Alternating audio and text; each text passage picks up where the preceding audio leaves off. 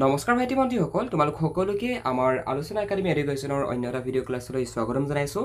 আৰু এই ক্লাছটোত আমি তোমালোকৰ লগত আলোচনা কৰিম তোমালোকৰ দশম শ্ৰেণীৰ অসমীয়া পাঠ্যপুথিৰ ৩ নম্বৰ যিটো চেপ্টাৰ প্ৰশস্তি কবিতাটোৰ তোমালোকৰ যিখিনি শ্বৰ্ট কুৱেশ্যনছ আৰু তোমালোকৰ যিখিনি MCQs তোমালোকৰ এক্সামত আহিব পৰা সম্ভাৱনা আছে, গোটেইখিনি আজিৰ এই ক্লাছটোত পাবা। লগতে আমি তোমালোকক যিখিনি পাঠভিত্তিক প্ৰশ্ন আছে সেইকেইটা আমি তোমালোকক চাই দিম। গতিকে তুমি যদি এজন ক্লাছ 10ৰ ষ্টুডেণ্টছ হয় যি নেকি মেট্ৰিক পৰীক্ষা নতুবা বেলেগ কিবা এক্সামৰ কাৰণে প্ৰিপেৰেশ্যন চলাই আছে, তেনেহ'লে ক্লাছটো সম্পূৰ্ণ শেষলৈকে চাই থাকিবা। অ'কে, তো ব'লা আমি আমাৰ ক্লাছটো ষ্টাৰ্ট কৰোঁ। ৰঘুনাথ চৌধুৰীক কি কবি বুলি কোৱা হয়? ৰঘুনাথ চৌধুৰীক বিহগী কবি বুলি কোৱা হয়। এই যিকেইটা কুৱেশ্যন আছে, এই কুৱেশ্যনকেইটা তোমালোকৰ ডাইৰেক্টলি তুলি অনা হৈছে তোমালোকৰ কবি পৰিচয়ৰ পৰা। ঠিক আছে, গতিকে এইকেইটা প্ৰশ্ন তোমালোকে নাভাবিবা যে আমাৰ এখন বুক কিতাপতে নাই, সেইটো কথা নহয়। কেতিয়াবা মানে এইবিলাক প্ৰশ্ন আহি যায়। ঠিক আছে, ৰঘুনাথ চৌধুৰীৰ কবিতা পুথিখনৰ নাম লিখা: সাদৰী, কেতেকী আৰু দহি কতৰা।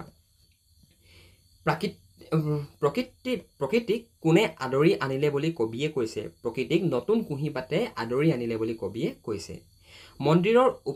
মন্দিৰৰ উপেক্ষিত কি ফুলে প্ৰেম পৰিমল জোচা বুলি কবিয়ে কৈছে। মন্দিৰৰ উপেক্ষিতত ৰবাব ফুলে প্ৰেম পৰিমল জোচা বুলি কৈছে। তোমালোকৰ এইকেইটা এইটো কাৰণে ফাষ্ট ফৰৱাৰ্ডিং কৰিছোঁ, কিয়নো এইবিলাক প্ৰশ্ন জাষ্ট মনত ৰখোৱা প্ৰশ্ন হয়। তোমালোকক মই প্ৰশস্তিটো যেতিয়া পঢ়াইছিলোঁ, প্ৰশস্তিটো পঢ়াওঁতে মই তোমালোকক তাত কৈছিলোঁগৈ। ঠিক আছে, এই গোটেই ষ্টৰিটো কৈ দিয়া গৈছে যে কি প্ৰশস্তিটো আচলতে আছে, কি হয় কি নহয়। Right, okay. জল, স্থল আৰু ক'ত দেৱতাৰ মহা অভিযান চলিছে? জল, স্থল আৰু অন্তৰীক্ষত মানে ইউনিভাৰ্চত দেৱতাৰ মহা অভিযান চলিছে। মহামহিমৰ গান কিহে গায় বুলি কবিয়ে কৈছে? মহামহিমৰ গান কৃষক বেনুৱে গায় বুলি কৈছে। এইকেইটা তোমালোকৰ পৰা ইম্পৰ্টেণ্ট শ্বৰ্ট কুৱেশ্যন হয়। এইকেইটা পৰীক্ষাত হোৱাৰ চান্স আছে, তো সেইটো কাৰণে তোমালোকৰ বাবে ইয়াত এডিশ্যনেল কুৱেশ্যন হিচাপে ইয়াত দেখাই দিয়া হৈছে। ঠিক আছে, তো ব'লা আমি এতিয়া মেইন আমাৰ যিখিনি কুৱেশ্যনখিনিৰ ফালে যাওঁ। এতিয়া প্ৰশস্তি কবিতাটোত কবিয়ে প্ৰকৃতিৰ কি বস্তু টানি আনিছে লিখা। বহুত ইম্পৰ্টেণ্ট হয় যে প্ৰশস্তি কবিতাটোত কবিয়ে প্ৰকৃতিৰ পৰা কি বস্তু টানি আনিছে। প্ৰশস্তি কবিতাটোত কবিয়ে অন্তৰীক্ষৰ পৰা আকাশ, সূৰ্য, ঠিক আছে, তাৰপৰা আমাৰ পৃথিৱীৰ জল, মাটি, পানী, গছৰ কুঁহিপাত, গজালি, কুঁহ, ফুল, চৰাই চিৰিকটি আদি বস্তুবোৰৰ কথা উল্লেখ কৰিছে, নতুবা এই বস্তুবিলাক টানি আনিছে। তাৰমানে প্ৰশস্তি নামৰ যিটো কবিতাটোত একচুৱেলি কবিয়ে কিহক লৈ প্ৰশস্তি কৰিছে? প্ৰকৃতিক লৈ প্ৰশস্তি কৰিছে।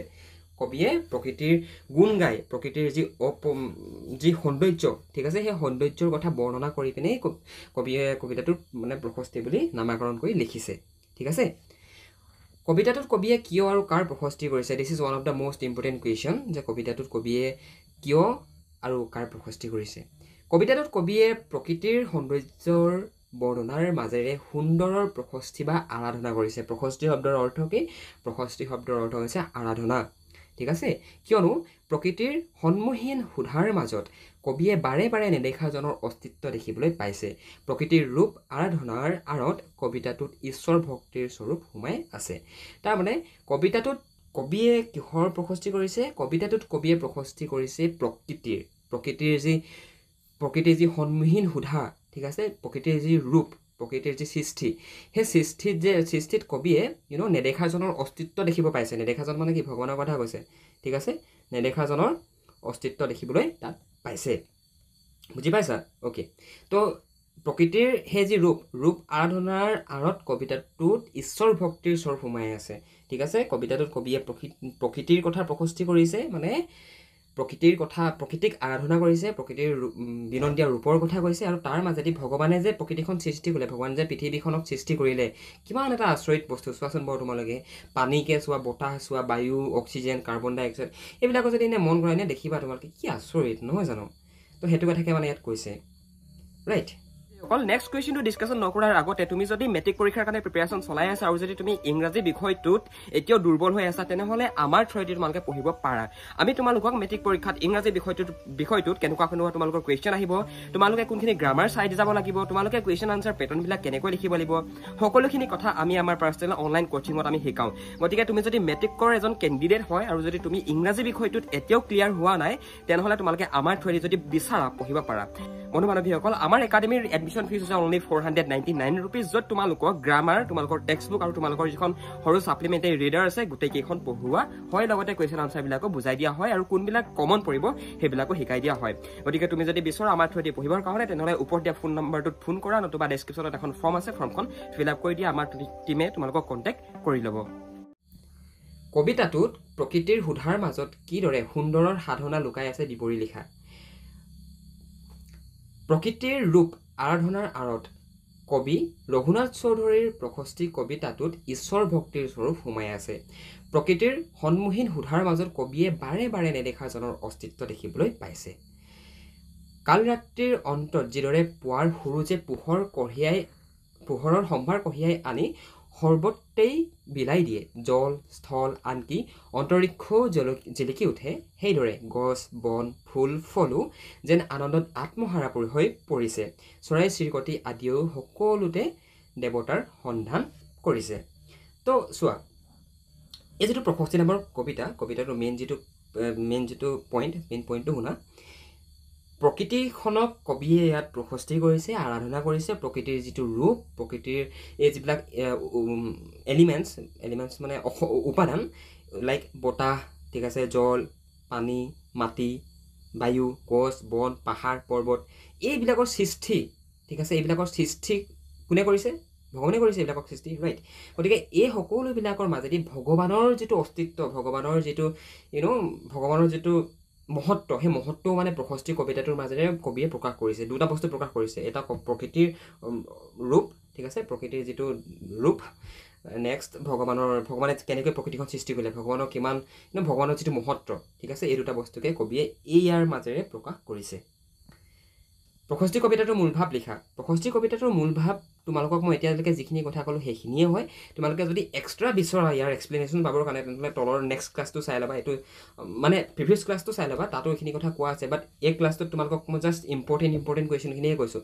ইয়াৰো অলৰেডি প্ৰশস্তি কবিতাটো এটা ধুনীয়া এক্সপ্লেনেশ্যনৰ ভিডিঅ' আছে, তাৰ মূল ভাৱো আছে। গতিকে মূল ভাৱ যদি লাগে তোমালোকে চাবা, যিটো প্ৰিভিয়াছ ক্লাছ মানে মডিউল 1টো চাই ল'বা, ঠিক আছে। মানে সেয়াই প্ৰকৃতিয়ে কেনেকৈ চোৱা, ৰাতিপুৱা হোৱাৰ লগে লগে, বিশেষকৈ কুঁৱলী পৰি থকা দিনকেইটাত ৰাতিপুৱা হোৱাৰ লগে লগে কুঁৱলী যেন একদম ফালি পিনে সূৰ্যৰ ৰশ্মি পৃথিৱীলৈ নামি আহিছে, ঠিক আছে, তেতিয়া চৰাই চিৰিকটিবিলাকে ৰাতিপুৱা কিমান ধুনীয়া শব্দৰে সিহঁতি গান গায় মানে চিঞৰে, কিমান ভাল লাগে, ঠিক আছে। তো আমাৰ যিবিলাক ফুল ফল, ঠিক আছে, এইবিলাকৰ যি সৌন্দৰ্য, এতিয়া G20 ছামিট হৈ আছে দিল্লীত, তাত যিটো থিম লৈছে বাসুদেৱ কুকুম্বৰাং নে কিবা এটা লৈছে, চৰি যদি বেলেগে উচ্চাৰণ কৰিছোঁ। তো তাত এনেই মন কৰিব কিমান ধুনীয়াকৈ ইনফ্ৰাষ্ট্ৰাকচাৰটো ডিজাইন কৰিছে, সম্পূৰ্ণ একদম নেচাৰেলকৈ, ঠিক আছে। তো সেইবিলাক বস্তু মানে তোমালোকে প্ৰিভিয়াছ ক্লাছটো চাই ল'বা, তাত পাই যাবা। বাকী ইয়াত অৰ্থ লিখিব কৈছে, কিশলয় মানে হৈছে কুঁহিপাত, চিত্ৰহাৰী মানে হৈছে মন প্ৰাণ হাৰি নিয়া, অন্তৰীক্ষ মানে হৈছে আকাশ, যাক পৃথিৱী আৰু সূৰ্যৰ মাজত দেখা যায়, ঠিক আছে। বাকী ইয়াতে আউটমান দিয়া আছে। নেক্সট বাক্য ৰচনা কৰা, এইবিলাক নিজৰ মতে কৰিবা। যদি তোমালোকে এইখিনি ভাল পোৱা নাই তেনেহ'লে প্ৰিভিয়াছ ক্লাছটোত যিখিনি পাই আহিলা সেইখিনি কৰি ল'বা, ঠিক আছে। ইয়াত সমাৰ্থক শব্দ আছে, অলপমান সমাৰ্থক শব্দ মানে হৈছে যাৰ নেকি মিনিংটো ছেইম হয়, যেনেকৈ তৰু, মুক্তি, সুমধুৰ, ধ্যানী। তৰু মানে লতাবিলাকক আমি তৰু বুলিও কওঁ, ঠিক আছে। লতিকা, মুক্তি মানে হৈছে মুকলি বা ৰেহাই দিয়া। সুমধুৰ মানে হৈছে সুমিষ্ট, ঠিক আছে। ধ্যানী মানে হৈছে যিনেকি তপস্যা হয়, যিনেকি তপস্বী হয়, তেওঁলোকক আমি ধ্যানী বুলিও কওঁ কেতিয়াবা, মানে একেটা মিনিঙে বুজায়, ৰাইট। ইয়াত অৰ্থ লিখিব কৈছে, অৰ্থকেইটা চাই ল'বা ইয়াৰ পৰা, ঠিক আছে। আমি প্ৰিভিয়াছ ক্লাছটো ডিছকাশ্যন কৰি গৈছোঁ, সেইকাৰণে এইখিনি ফাষ্ট ফৰৱাৰ্ড কৰি দিছোঁ, এইটো মডিউল 2 কাৰণে, ঠিক আছে। বাকী সমাৰ্থক শব্দখিনিও চাই থৈ দিবা, ঠিক আছে। চ' আজিৰ এই ক্লাছটোত ইমানেই আছিলে। নেক্সট তোমালোকৰ প্ৰিভিয়াছ ক্লাছটোতে গোটেইখিনি বস্তু সম্পূৰ্ণ হ'ল, কমপ্লিট ক্ৰিষ্টেল ক্লিয়াৰ হ'ল, বিকজ এইটো জাষ্ট তোমালোকক মানে মই হেৰিহে দেখাইছোঁ, কি বুলি কয়, জাষ্ট তোমালোকক মই ইম্পৰ্টেণ্টখিনি দেখাই দিয়া নিচিনাই হৈছে মানে, ঠিক আছে। Thank you so' much for ৱাচিং দিছ ক্লাছ, এণ্ড নেক্সট ক্লাছৰ কাৰণে ৱেইট কৰি থাকিবা, ঠিক আছে। Bye bye.